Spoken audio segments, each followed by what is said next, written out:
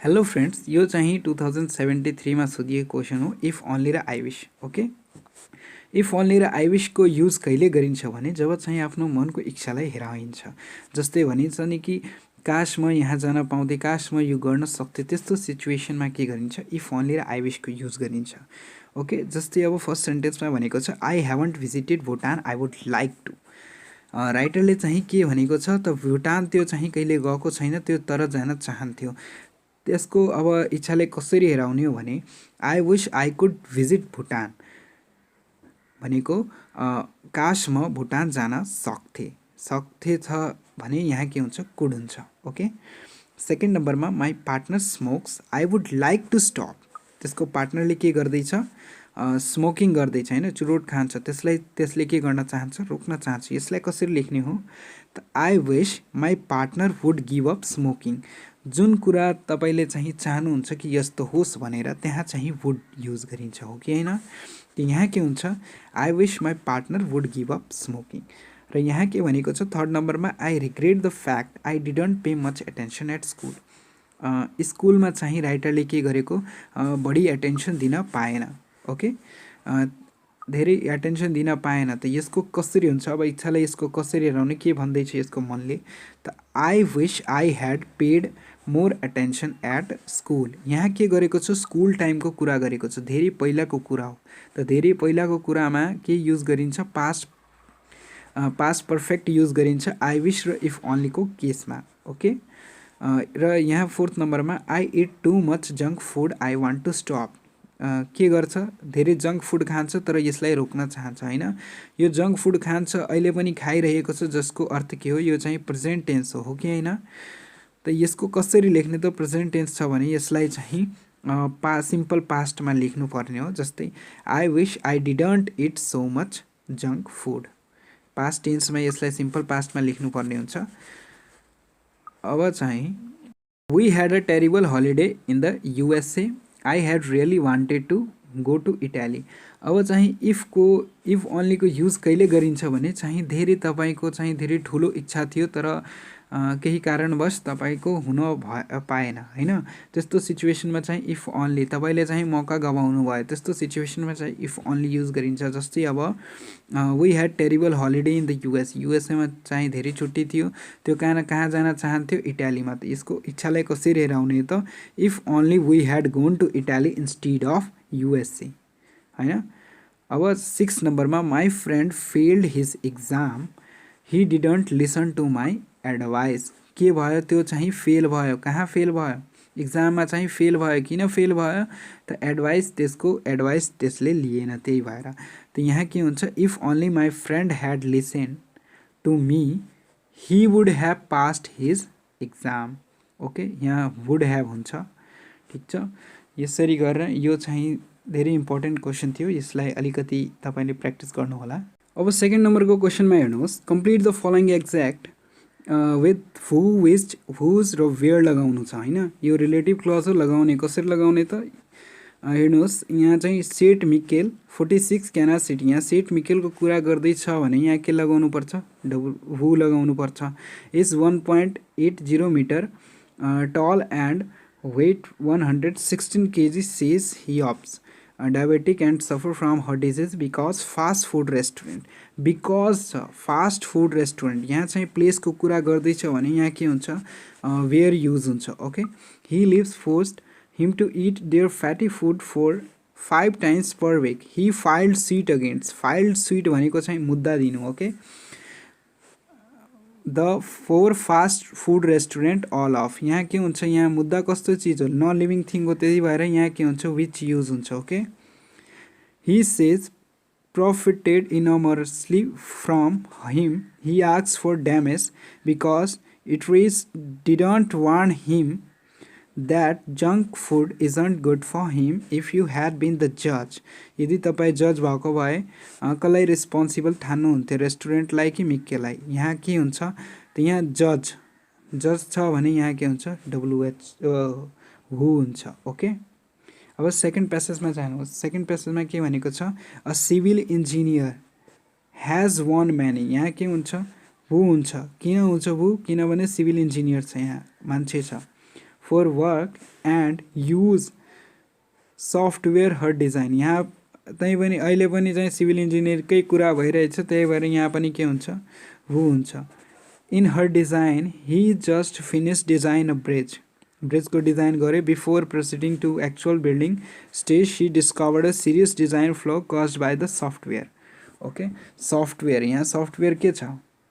Things हो, non-living things. तो यहाँ के हुन्छ? Which use हुन्छ? If it had not been discovered, would have caused the bridge to collapse. If the bridge had collapsed, responsible would it have been? यहाँ हेर्नुहोस् दुईटैमा difference छ. Would you have found responsible छ, यहाँ responsibility पहिले छ.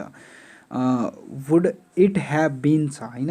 त यहाँ के युज हुन्छ, वुज युज हुन्छ. ओके, यहाँ चाहिँ एन्सर दिएको छ. यो क्वेसन भनेको चाहिँ लिसनिङ एक्सर्साइजबाट सोधिएको हो. Choose the correct form of the word complete sentence. What didn't the government allow to import people. To import हुन्छ कि पिपल टु इम्पोर्ट हुन्छ. पिपल टु इम्पोर्ट भएको भए यहाँ चाहिँ सेन्टेन्स चाहिँ अलिकति क्लियर भइहाल्छ. त्यही भएर के हुन्छ, पिपल टु इम्पोर्ट हुन्छ. त के हुन्छ यसको एन्सर, पिपल टु इम्पोर्ट. यसको एन्सर के हुन्छ, the government didn't allow people to import chewing gum. Okay, यहाँ क्वेसन दिएको छ, हामीले एन्सर लेख्नु छ. के एलाउ गर्न दिँदैन गभर्मेन्टले, च्विङ्गम एलाउ गर्न दिँदैन. यसलाई चाहिँ याद गर्नुपर्ने हुन्छ. What were people force to do. Doing के हुन्छ, टु डु हुन्छ कि डुइङ हुन्छ, टु डु हुन्छ. टु डु के गर्न रोक लगाएको छ, के गर्न भनेको छ, टु स्माइल गर्न, पोलाइट बस, not to smoke, to flush public toilets, त्यो भनेको छ. What did Lee want to prevent to happen from happening. To happen from happening के हुन्छ, फ्रम ह्यापनिङ हुन्छ. From happening. Li wanted to prevent a drought. Drought भनेको के हो, खडेरीलाई भनिन्छ. जस्तै अब चाहिँ धेरै दिनसम्म पानी परेन भने त्यसलाई चाहिँ ड्रट भनिन्छ. ओके, फोर्थ नम्बरमा what did Lee get ordinary people to do or doing. के हुन्छ, टु डु हुन्छ कि डुइङ हुन्छ, यहाँ टु डु हुन्छ.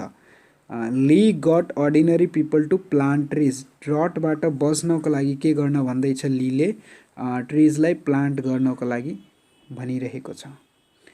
ह्याज सिङ्गापुर म्यानेज्ड टु एभोइडिङ ड्रट. के हुन्छ, टु एभोइड हुन्छ कि एभोइडिङ ड्रट. ह्याज छ यहाँ, यस नो क्वेसन छ, त के हुन्छ, यस हुन्छ, यहाँ त नहुन्छ. त के हो यसको answer, yes, Singapore has managed to avoid ड्रट.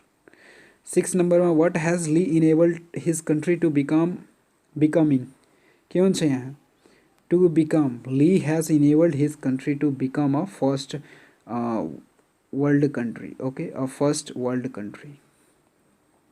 What language did he make his people to use or using. तिनटैबाट के हुन्छ, युज हुन्छ. ओके, त यहाँ के हुन्छ, use. He made his people use English language. What did he ban the people to do from doing. के गर्न ब्यान लगाएको छ, त फ्रम डुइङ हुन्छ. Okay, he ban the people from feeding the pigeons. पिजन्सलाई फिडिङ गर्नको लागि उसले ब्यान लगाएको छ. यस क्वेसनमा के भनेको छ भने choose the correct word in this sentence. यसमा चाहिँ हेर्नुहोस् दुईवटा अप्सन दिएको छ, यसबाट सही कुन हो त्यो हामीले पत्ता लगाउने. कसरी त यहाँ चाहिँ अपोजिट वर्डहरू जस्तै छ.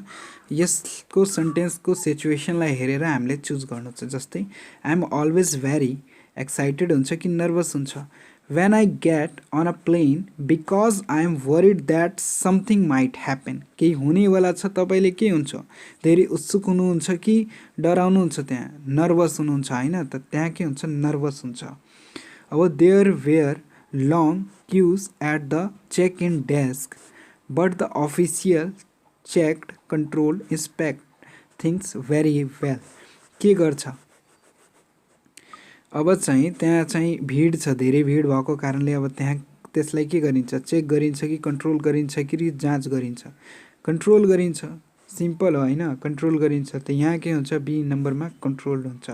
अब सीमा the police monitor the action or activities of the suspects 24 hours day. 24 hour डेमा पुलिसले के गर्छ, एक्सन गर्छ कि एक्टिभिटिज गर्छ, एक्टिभिटिज गर्छ होइन.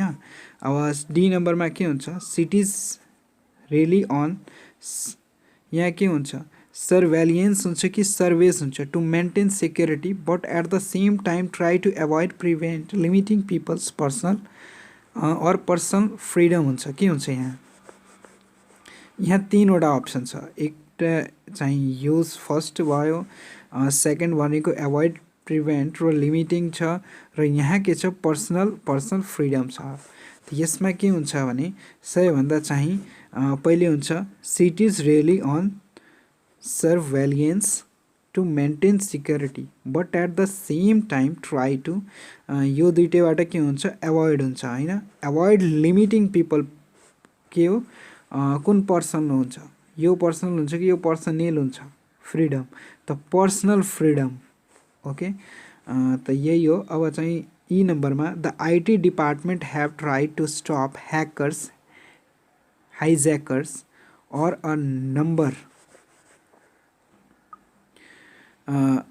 100% इफेक्टिभ इफिसियन्ट। यहाँ के भनेको छ the IT departments have tried to stop hackers hijackers on a numbers of event occasion but actually currently there is no 100 effective efficient system available all the may there will be in the future. यहाँ के हुन्छ त यहाँ हुन्छ IT department छ भने पक्का hackers होला होइन, ह्याकर्स हुन्छ। अन नम्बर्स अफ इभेन्ट्स हुन्छ कि ओकेजन हुन्छ, numbers of occasion. But actually हुन्छ कि करेन्टली हुन्छ। देयर इज 100% इफिसियन्ट हुन्छ कि इफेक्टिभ हुन्छ। त यस्तै गरेर तपाईँले चाहिँ यो पनि चाहिँ सोध्न सकिन्छ। यो पनि धेरै इम्पोर्टेन्ट हो, सोधिएको पनि छ 2073 र दुइटै 73 मा सोधिएको हो। यसबाट